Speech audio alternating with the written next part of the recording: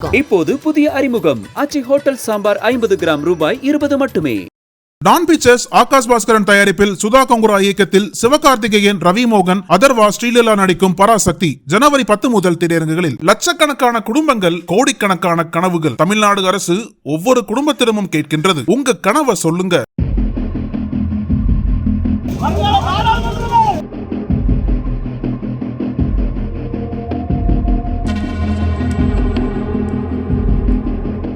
தூத்துக்குடி மாவட்டத்தில் விடுதலை சிறுத்தைகள் கட்சிக்கு புதிய நிர்வாகிகள் அண்மையில் நியமிக்கப்பட்டுள்ளனர். இளஞ்சிறுத்தை எழுச்சி பாசறை தூத்துக்குடி மாவட்ட நிர்வாகியாக இருந்த விடுதலை செழியன் திருச்செந்தூர் தொகுதி மாவட்ட செயலாளராக நியமிக்கப்பட்டுள்ளார். ராஜ்குமார் என்பவர் தூத்துக்குடி மண்டல செயலாளராக நியமிக்கப்பட்டுள்ளார்.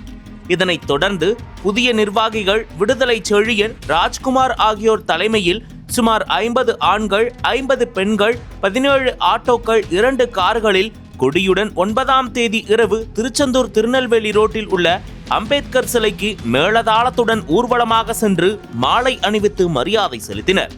பின்னர் அங்கிருந்து ஆட்டோக்களில் கட்சி கொடிகளுடன் கோஷம் போட்டபடி திருச்செந்தூர் நகராட்சி அலுவலகத்திற்கு முன்புள்ள பழைய காமராஜர் சிலைக்கு அனுமதியின்றி பேரணியாக வந்தனர்.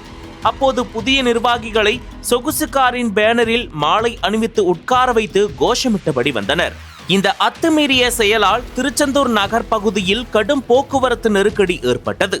இதனால் வாகன ஓட்டிகளும் பொதுமக்களும் கடும் சிரமத்திற்கு உள்ளாகினர்.